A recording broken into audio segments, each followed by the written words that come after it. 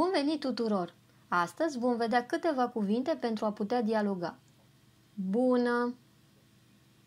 Bună!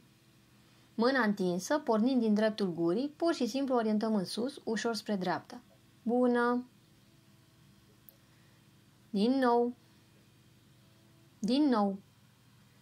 Ținem o mână întinsă, iar cea de-a doua mână vine în unghi drept și lovește de 2 ori în centrul palmei.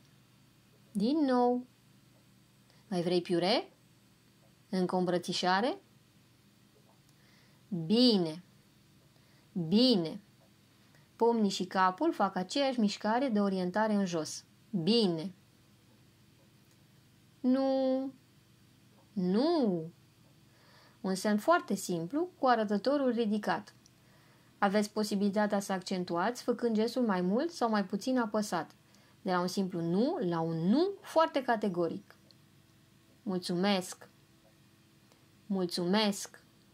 La fel ca în cazul salutului, pornim cu mâna întinsă din dreptul gurii, dar antebrațul coboară și se aliniază la nivelul inimii. Mulțumesc! Super! Super! La fel ca majoritatea semnelor, poate fi accentuat. Dacă doriți să încurajați, folosiți ambele mâini. Super! La revedere! La revedere! Și iată-ne la final pentru astăzi.